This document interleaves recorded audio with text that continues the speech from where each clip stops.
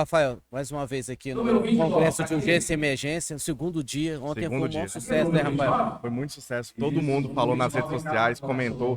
Gente querendo vir hoje, né, Max? Não, e o bom é que, assim, é só a nata da urgência e emergência. Os melhores. Só a nata, né? E hoje aqui no canal Saúde e Evidência, nós estamos com a referência na regulação médica do Estado. Olha só, como eu falei ontem, dentro do estado de Goiás, nós não devemos nada pro resto do Brasil. Nada. A referência em urgência e emergência nós temos aqui, em todas as áreas. Nós somos referência na saúde no geral, Na saúde. Né? E eu digo isso porque eu já fui do pré-hospitalar e eu conheço esse pessoal. Quem que é nosso convidado de hoje? Hoje o nosso convidado especialíssimo é o Danilo, doutor Danilo. Por favor, se apresente para o público do Saúde e Evidência. Prazer, tudo bem? Um bom dia a todos aí. Prazer falar com vocês, estar presente aqui neste evento. Então a gente veio falar sobre coisa desafiadora, né? A palestra é sobre desafios da regulação das urgências. Então, quando a gente faz todo aqui, quando entra um 92, via ali, já entra toda aquela cadeia com o telefonista auxiliar de regulação, médico regulador, radiooperador e destinado à ambulância. Então, é bem desafiador isso aí. Então a gente veio aí nesses minutos aí falar sobre um tema que levaria um ano discutindo, desde a formação há 20 anos aí do SAMU, é discutido isso aí há 20 anos. O senhor acabou de fazer uma palestra aqui, que até o Fabiano, que é um professor de urgência e emergência da minha época aí, todo mundo aqui ficou, né, já a primeira do dia, assim, realmente impactante. Uma pergunta que não quer calar, doutor. Tem muito trote nessas ligações para vocês do SAMU? Isso é importante saber, né? O pessoal ainda tem essa... Porque a gente sabe que na década de 90 tinha muito essa questão de fazer trote com a emergência, né? Ainda acontece isso? Tem punição para isso também, se acontecer? Infelizmente temos muitos trotes ainda. Eu até expus os dados aqui que eu coletei na Secretaria Estadual de Saúde, tem disponível acesso lá para todo mundo, quem quiser. Aproximadamente aí 10% das ligações são identificadas como trotes.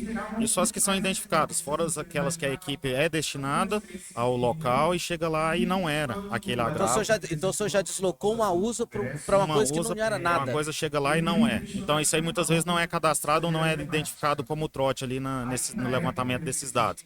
Então, assim, é muito alto. Isso aí tem locais que passa de 40% de trotes ainda, infelizmente. Então, a gente tem várias formas de diminuir isso. A orientação da população, treinamento em saúde da população, de como identificar agravos. E aí eles vão chamar a atenção. Isso é um projeto brilhante lá do SAMUzinho, DF, que trouxe isso aí inicialmente, que ajudou a diminuir os trotes no Distrito Federal, mostrando a importância do SAMU, como identificar. As crianças conheciam o trabalho do SAMU e através desse conhecimento eles viam, nossa, se faltar, o papai pode ter algum problema, se tiver eu não vou poder chamar Doutor, baseado nessa linha de pensamento do senhor, ontem a gente estava conversando com o doutor Weber Tobias, com o Elisângelo, né, com o Tony. Então, o senhor acha que falta um treinamento específico para a população leiga a respeito da questão de identificar o que é grave ou não, o que poderia ser ligado para o SAMU ou não? E aí eu já engato outra pergunta. Será que esse treinamento não poderia ser um projeto político que o próprio SAMU poderia dar, por exemplo, nas escolas? Sim, e tem várias realidades locais, aí às vezes é um engajamento local. A gente tem a Lei Lucas, né, que do ponto de vista legal, que obriga as instituições, creches e essas instituições que lidam com crianças a ter curso de primeiro socorro, mas a população, de uma forma geral, não existe isso instituído dentro do conteúdo programático, ou dentro da Política Nacional de Educação. Isso tem que colocar, tem vários projetos que estão parados lá a nível de Senado Federal que não andaram. Então a gente tem que ter um treinamento da população. Só para citar em termos de dados, aí uma PCR hoje no Brasil é menos de 10% de chance de voltar. Alguns cenários que tem treinamento, você consegue ter 60%, 80% de retorno à circulação, de sobrevivência. Nossa, o senhor bateu no ponto que o Weber Tobias falou ontem, Rafael. Ele falou que lá fora, doutor, a chance de uma pessoa adulta é 80% a mais do que no Brasil. pela falta de estrutura e de treinamento, por exemplo, no Instrução. shopping, numa feira. Isso. Porque muitas não adianta também só ter a questão de treinamentos para a população, colocar uma política lá, não vai ter obrigatoriedade, ensino fundamental, médio, ter treinamento. Se eu não tenho um desfibrilador externo disponível nas localidades, então assim, a gente tem que ter uma estrutura, não ter ambulância para depois entender, minimiza os danos, minimizam, serão minimizados. Mas se eu não der estrutura também, ideias, quem já foi fora, várias localidades tem ideias, tem totem lá mostrando, falta ter um layout ali piscando, mostrando que é um desfibrilador, que é um torniquete, igual o Elisângelo mostrou ontem. Então falta todo esse contexto para o leigo. E aí a gente otimiza bastante educação em saúde. Nós não temos educação em saúde, promoção e prevenção em saúde no Brasil, infelizmente. A gente sabe que a prevenção é o melhor caminho para a saúde pública, né, de um país. E é triste saber que, né, Max, que a prevenção ainda é tão fraca no Brasil, mesmo tendo um país, por exemplo, com uma campanha de vacinação no histórico, tirando os últimos anos, mas na história do Brasil, por exemplo, campanhas de prevenção, para vacinação no Brasil sempre foi muito forte, mas em alguns pontos ainda falha, né, doutor? Principalmente nessa questão aí, por falta de instrução, né? Essa instrução ela tinha que vir da escola, é base fundamental do ensino, tem que vir de vocês da área da saúde, nós, né, da área da saúde. Da onde que tem que ser? Tem que ser um conjunto. O conjunto. Eu acho que você finalizou com a resposta, o conjunto. Não basta somente... claro, a escola tem seu papel fundamental, mas aquela criança até chegar à escola... vai lá a partir do seu 4º ano de vida, 5º ano de vida, mas e as instruções básicas de saúde, por exemplo, o pai educar que não pode subir, não pode pegar em coisas quentes, não pode, então minimizar os acidentes em casa. Então isso inclui também o papel do pai, ensinar a criança nesse contexto, e não deixar somente para a escola esse ensino, esse treinamento, vamos dizer assim, entre aspas. Então é todo mundo, aí nós profissionais de saúde, nós temos um papel importante, o SAMU está lá quando da criação do SAMU, essa questão de treinamento para o público leigo através dos seus núcleos de educação, e aqui Goiânia faz isso, eu sigo a página do NEP, direto eles estão fazendo treinamentos para público leigo. Então, assim, isso é importante ter isso aí. Mas precisa ter incentivo do gestor também para poder treinar. Não é somente eu vou lá, faço o treinamento de boa vontade, por caridade. Eu tenho que ter um retorno para isso aí. Quer seja com horas, quer seja de uma contrapartida financeira. Né? Assim, acabo muitas vezes fazendo aquilo por gostar, por ser apaixonado. Os núcleos de educação, boa parte deles, a pessoa está lá por paixão. Muitos não estão recebendo para estar ali. Isso é uma coisa que a gente tem que mudar um pouco também, profissionalizar o serviço. Tem que bater porque é o seguinte,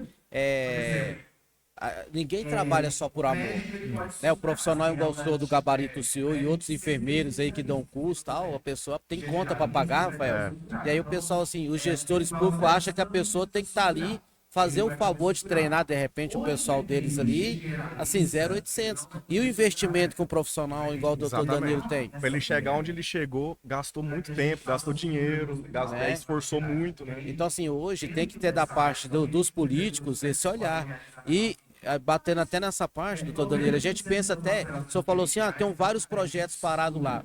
Aí o senhor não acha que esses projetos estão parados lá porque de repente não tem pessoas do nosso meio nos representando? Não faltaria isso lá para pôr para frente? É difícil a gente entrar nesse contexto político, né? Dizer por que as coisas não andaram. Claro, se você tem uma representação da sua classe lá, da área da saúde, com certeza as coisas, facilita, pelo menos, vão ser mais debatidas. Agora, se isso vai decidir o fundamental para ser aprovado ou não, a gente não sabe. Tem a questão do condutor de ambulância, tantos anos trabalhando, tem alguns representantes. Então, assim, é difícil dizer o que envolve dentro do bastidor da política, mas com certeza a participação de mais pessoas ajuda, de mais representantes de classe, pelo menos para ficar insistindo para que seja pautado isso aí nas comissões e levado para a plenária. Mas se eu jogar lá, você vai ver vários projetos de lei aí para poder instituir isso. Doutor, o senhor eu observei na palestra do senhor que parece que o senhor rodou um pouco o estado de Goiás, né? Vi que o senhor já é gabaritado nesse sentido. Lá em 2004, quando iniciou o SAMU em Goiânia, inclusive a primeira ocorrência do SAMU, 4 de julho de 2004, foi essa pessoa aqui que fez, 4 de julho de 2004. Naquele ano, o SAMU iniciando em Goiânia, em Goiás, ele foi considerado o segundo SAMU do Brasil, perdendo para Aracaju, que eu achei uma injustiça, porque o tempo-resposta deles era maior porque a cidade menor. Nessa comparação de 2004 para cá, pela experiência do senhor, O pré-hospitalar evoluiu muito aqui em Goiás? Melhorou em comparação a outros lugares? Tanto em questão tecnológica quanto em capacitação. Vinha evoluindo, do que eu vejo. Vinha evoluindo com uma crescente aí. Dado alguns contextos, estabilizou isso aí, parou e em algumas regiões tem tido um retrocesso, essa é a verdade. Em todos os quesitos de capacitação profissional, de recursos, de estrutura, infelizmente essa é a realidade. Então, assim, e oscila muito, depende muito do gestor local, se ele tem ou não uma boa visão com o SAMU, se ele quer ou não investir prefeitos, secretários, os próprios coordenadores que ali ficam. Então, depende muito da realidade municipal, o funcionamento do SAMU. Então depende do perfil gestor. Tem gestor que entra brilhante, tem uma ascendência, 4 anos ascendendo, chega no último ano, quando perde, entra outro, declina, volta a zero ou volta a menos um. Às vezes o foco daquele gestor não é do SAMU. Não é o SAMU. Não tem perfil, né? Eu acho que nessa área, né, Rafael? Falta perfil. Eu acho que o senhor concorda comigo, não sei se o senhor concorda, pra estar ali tem que ter perfil. Sim. Não é o pré-hospitalar, saber entender, ser apaixonado na coisa, né? Porque muitas vezes você coloca uma pessoa que o perfil dela não é para aquele ali, aí igual você falou, o serviço daquele gestor anterior desanda tudo, né? Justamente. Aí, muitas vezes colocam um gestor. O gestor fala o próprio coordenador direto do SAMU geral, o coordenador médico não tem perfil, nunca trabalhou com o SAMU, não sabe nada. É aquilo que eu falei, o regulador tem que ter um conhecimento prévio, o gestor tem. Aí aquela pessoa que trabalhou só dentro, não conhece a realidade do SAMU, vai assumir aquele SAMU. Até que ele. Quando tem a boa vontade de aprender, de conhecer, ótimo. Isso aí a coisa vai demorar um pouco mais, mas vai decolar. E quando não tem, entrou naquilo, ele vai da sua cabeça aquelas ações. Fica omisso, onipresente. E aí, dependendo de quem é o secretário de saúde, do ponto de vista, a coisa não anda, não decola. Então, e aí quem sofre é a população sempre. E eu penso o seguinte, Rafael, doutor, eu acho que dentro do coordenador de um pré-hospitalar, ele não pode aprender ali. Ele já tem que saber o que é aquilo ali. Não, eu acho que é um local que não dá para ele ir para aprender, é o único. Porque ele pode, porque você querer trocar a roda do carro e parar ele para poder trocar, é difícil. Você pega um SAMU em andamento, um pré-hospitalar. Então a pessoa já tem que trocar a roda do carro andando. Então por isso a pessoa tem que ter perfil, né? Doutor, me fala um pouquinho aí do seu histórico aí nessa área da regulação. O senhor começou quando, né, Rafael? Só antes do senhor responder, eu tenho só uma opinião um pouco polêmica. Eu acho que esses cargos, eles não deveriam ser cargos políticos, eles deveriam ser estritamente técnicos. Concordo. Porque acaba virando cabide e a gente vê o declínio, aí, igual o senhor falou, às vezes dá certo, às vezes cai, às vezes fica pior. Então deveria ser estritamente técnico esses tipos de cargo, assim. Concordo. A nível municipal, principalmente, né? Porque afeta muito rápido diretamente. É o ideal, né? É o ideal, não é? Legal, tá nas portarias, tá nas resoluções que tenha conhecimento técnico em gestão, tá na 2048, o coordenador tem que ser um conhecedor da urgência, idealmente especialista na área. Então, mas não é o que a gente vê, infelizmente, acaba sendo um cabide aquele mais próximo. Então, infelizmente, aí quem vai pegar, quem sofre, você que já na SAMU ponta é a sabe, população. a ponta e a própria E o população. profissional, né? O profissional, linha de Também. frente e população. Isso, então assim, mas aí nós vivemos aí na realidade brasileira e da política brasileira, que é uma coisa até difícil a gente falar, porque é igual futebol e religião, né? é uma paixão, né? Se a gente citar nomes, a gente incorre em polêmicas. Então assim, mas o fato é que todo mundo, independente de vertente X ou Y política, sabe que existe isso no Brasil e isso atrapalha e muito. Exatamente. E o seu perfil, como é que é esse caminho que o senhor trilhou aí? Como é que começou?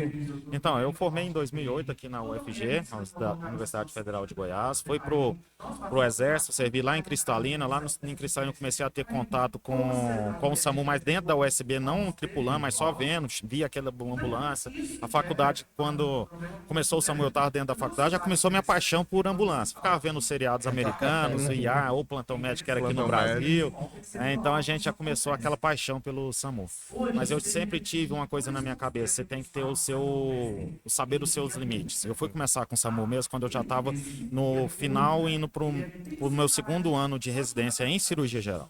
Então eu achava temerário ver eu não sentia uma confiança de poder atuar antes disso. Então eu já estava com 2, 3 anos de formado quando eu comecei a SAMU, que eu falei assim, agora eu consigo atuar no SAMU, dadas as particularidades. Quando eu entrei no SAMU em 2012, lá no SAMU de Lusiânia, eu vi que eu estava certo. E hoje eu vejo mais ainda, voltando atrás, quanto que é perigoso alguém começar que não teve, acabou de sair da qualificação, Tem que ter né, uma qualificação em todos os aspectos, tem que ter ali uns 6 meses, 12 meses de treinamento. Eu costumo falar que quem é da regulação, a gente gasta 1 ano, 2 anos, às vezes nunca consegue formar um bom regulador.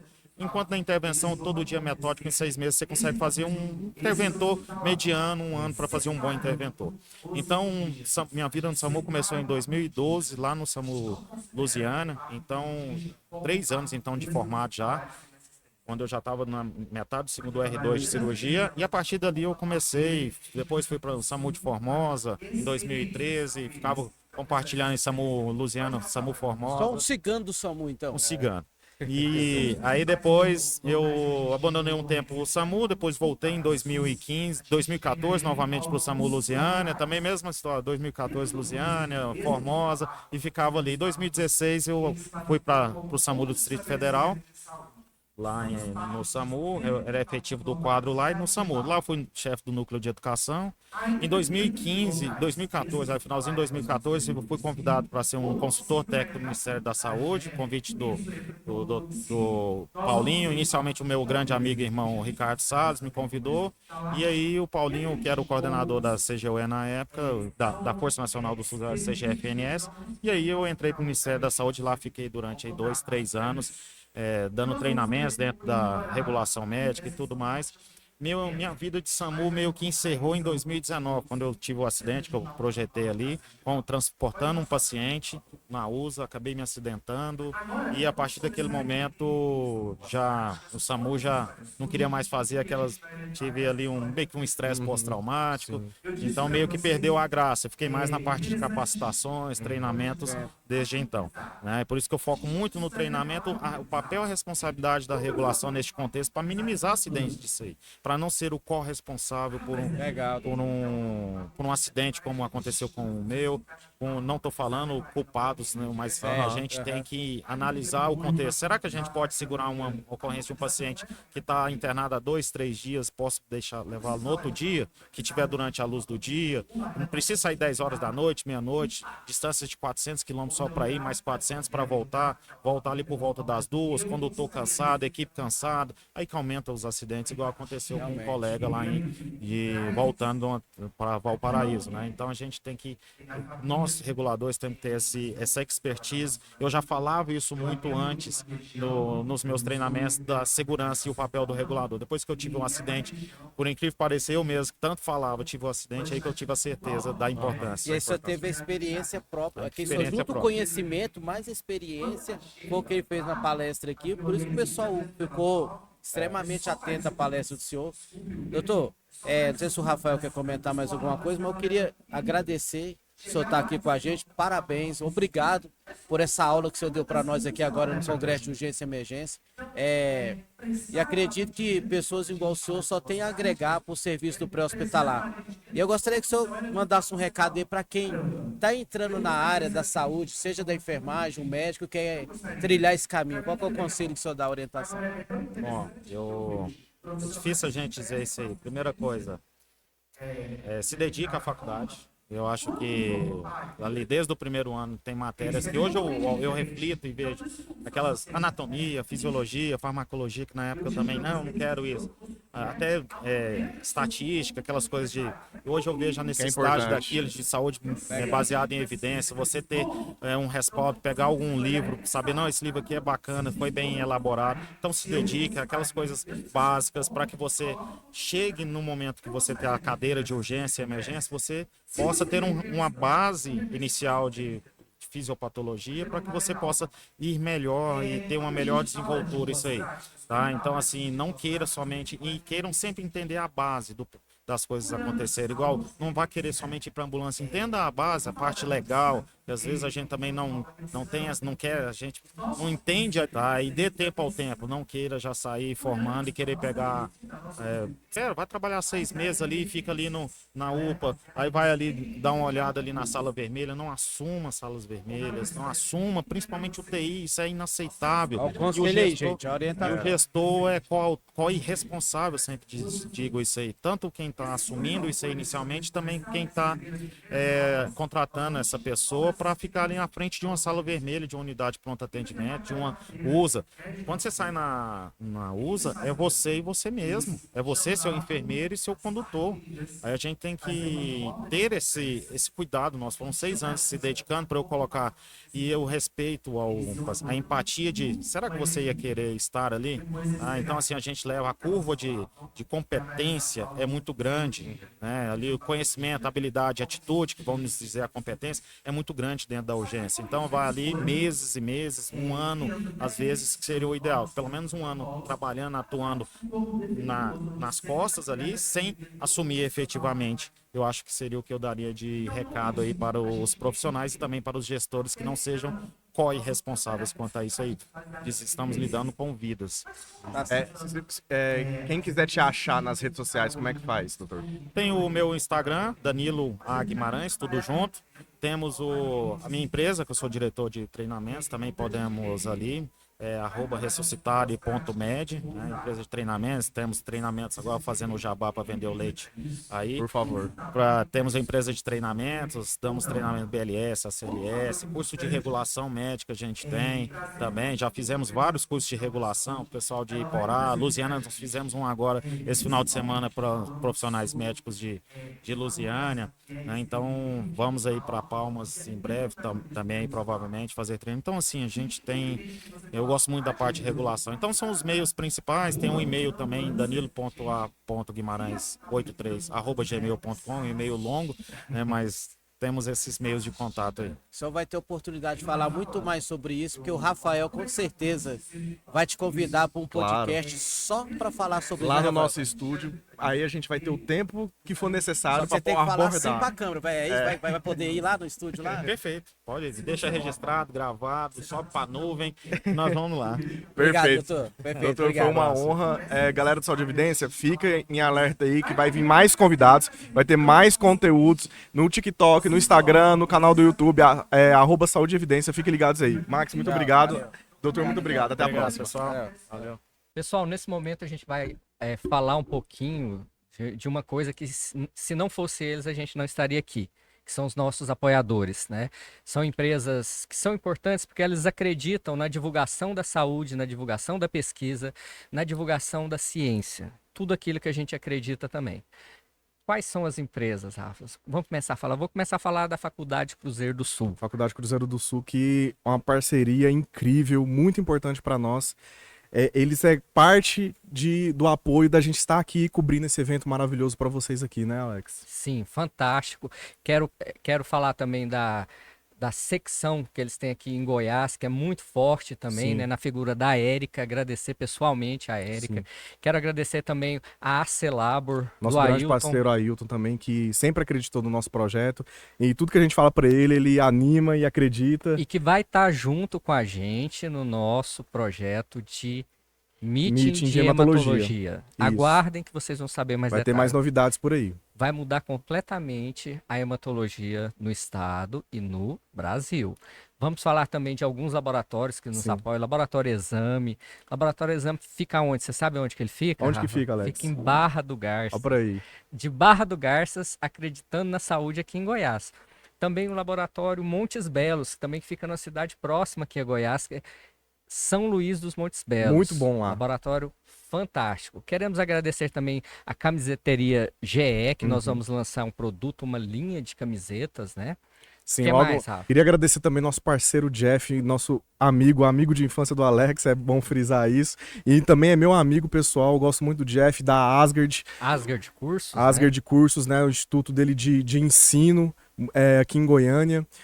Para quem é de Goiânia, fica lá na 15, mas também tem o Instagram, tem o site, a gente vai deixar tudo na descrição. E ó, não reparando aqui na iluminação não, pessoal, porque tá finalizando aqui o teatro, daqui a pouquinho tá fechando, a gente tem que sair correndo, né, Alex? O pessoal tá nos alertando aqui. E pessoal, agradecer também a Sinapse Digital, empresa de marketing e propaganda. Que produz aqui, ajuda a produzir o podcast e o portal Saúde e Evidência, né, Alex?